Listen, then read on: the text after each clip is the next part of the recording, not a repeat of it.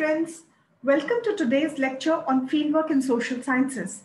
I'm Dr. Bhavna Bali, Assistant Professor in MTech Urban Development Management Program in the Department of Energy and Environment at Terry School of Advanced Studies, New Delhi.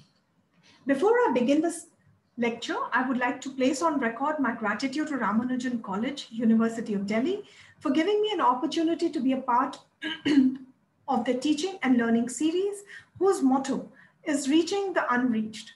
I'm happy to be connected with you all for knowledge co-creation, sharing and learning, and hope that today's lecture would enable all the learned participants to develop another perspective on fieldwork.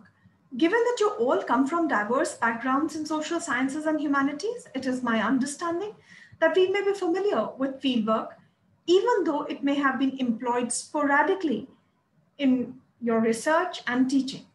Nevertheless, this lecture is an attempt in the direction of creating appreciation for fieldwork, which is a very important data collection and generation technique, but particularly in disciplines such as geography, sociology, anthropology, history, archaeology, etc.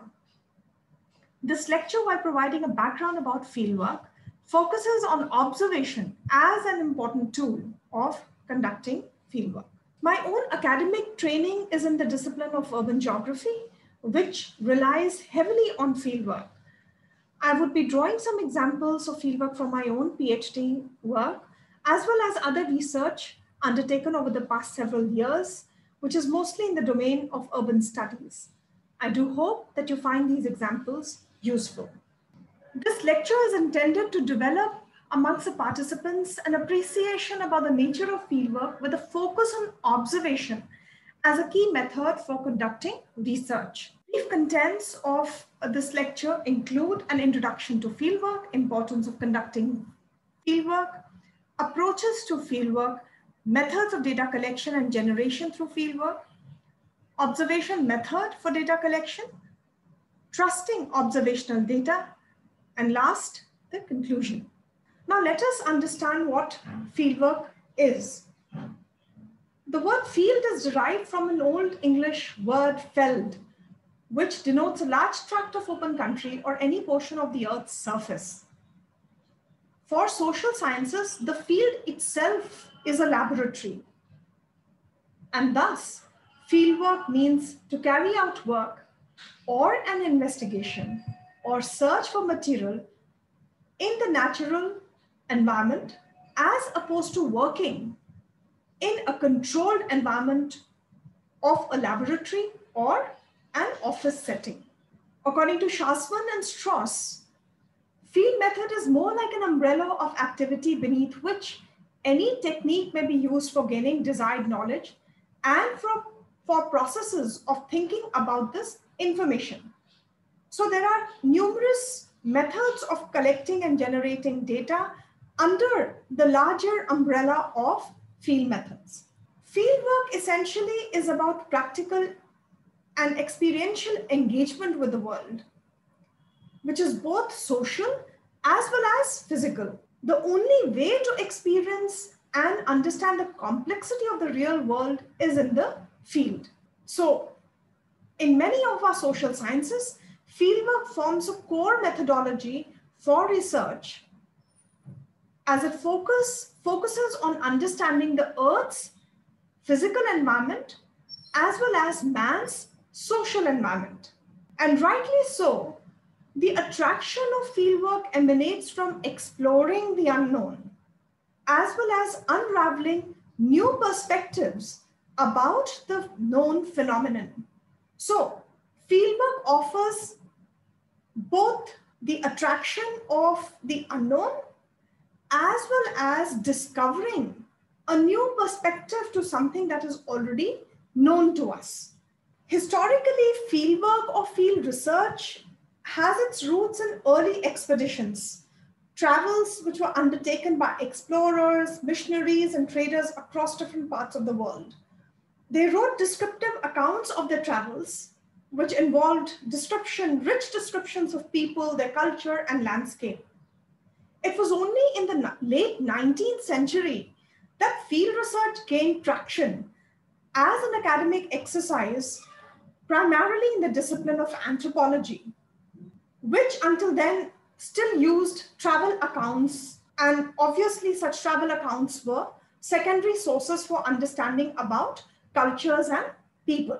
It was Bronislaw Malinowski, a British social anthropologist, who was a first researcher to live amongst a group of people in Oceania and write an account based on his study. The development of fieldwork, and particularly the embedding of researcher in the field, actually began in the academic world only in the 19th century. Thereafter, it was the Chicago School of Sociology which took lead in developing field research in the 20s with extensive use of direct observations and conversations.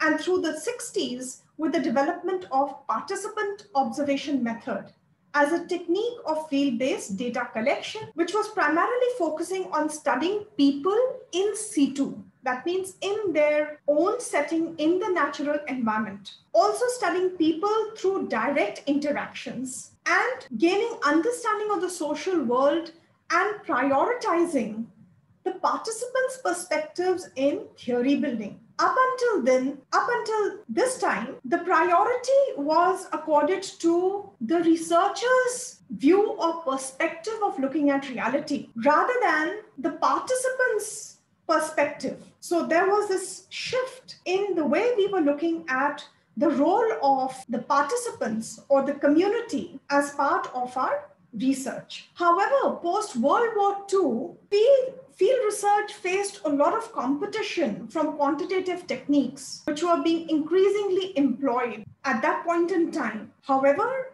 fieldwork has regained its place, rightful place, as an important method of research over the past several decades. Field research largely is an orientation towards research rather than a fixed set of techniques that are employed or techniques that are applied to generate data or gather data. And in that sense, field research is based on naturalism, which implies studying phenomenon in their natural setting. Before embarking on fieldwork, it is important for us to understand or set the background for fieldwork. Like all research, field research also begins with a general topic and not a specific hypothesis that needs to be tested. So research begins with a set of research questions, which are based on researchers thinking about the topic, analysis of relevant theoretical and empirical literature around that topic, and consulting secondary material.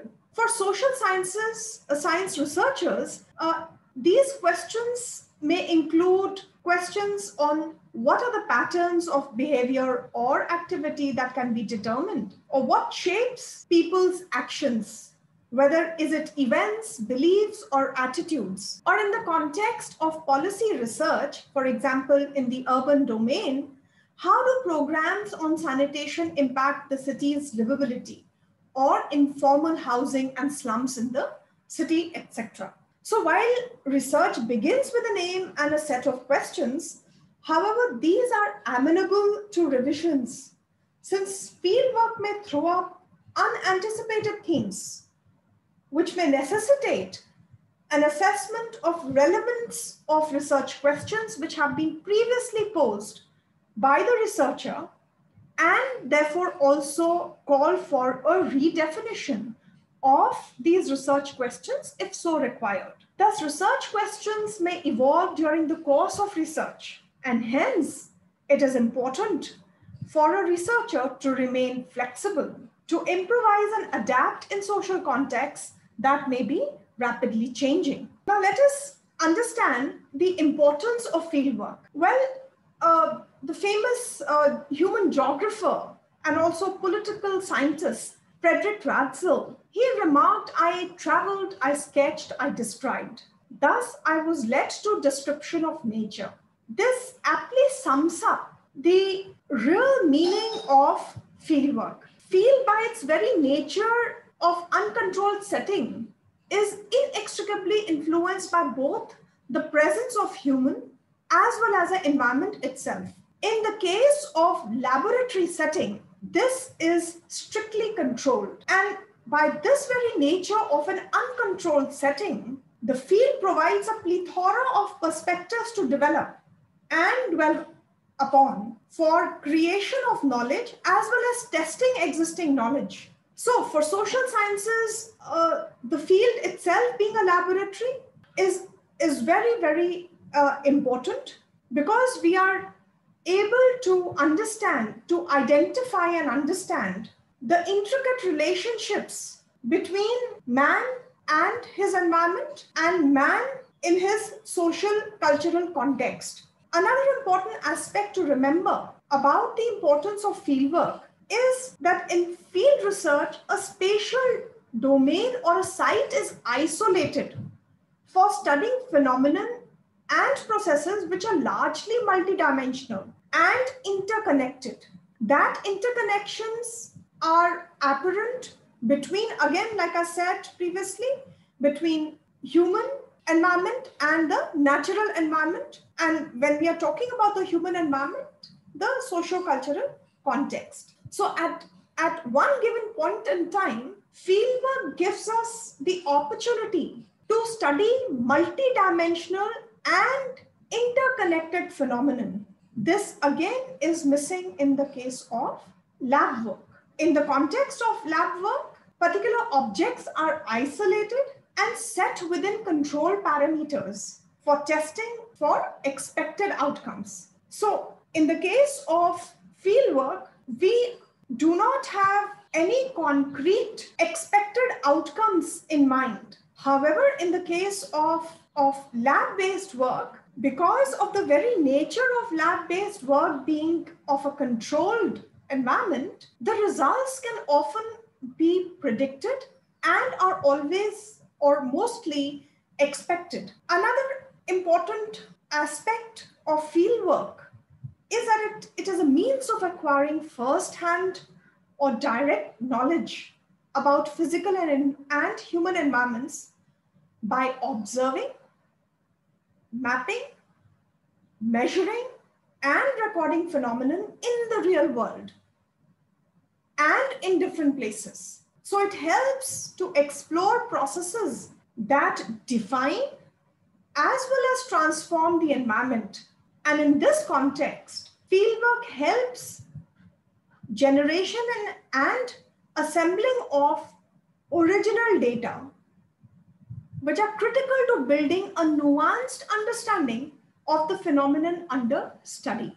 Like in the case of any scientific inquiry, fieldwork also helps us in refining, altering, and challenging our research questions and pre-fieldwork suppositions. Just a short while ago, I had said that researchers need to be flexible. They need to improvise and adapt in the social context that may be rapidly changing and allow the field to guide in some measure the research questions. And therefore, when these modifications of ideas and research are allowed, it helps to reflect on new perspectives which are gained from the field directly. So fieldwork helps explore these different perspectives on a variety of social issues which may otherwise be not known to us, or if they are known to us, we may lack a greater appreciation of these issues.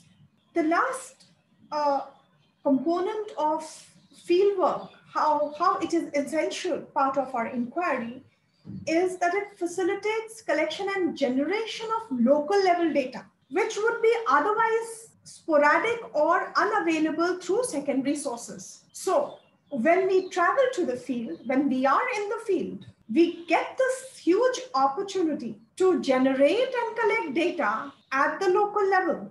So This helps us to build and enhance our understanding about nature and spatial distribution of phenomenon, both physical and social, their associations and interrelationships as they exist at the local level. You all are currently located in different parts of the country.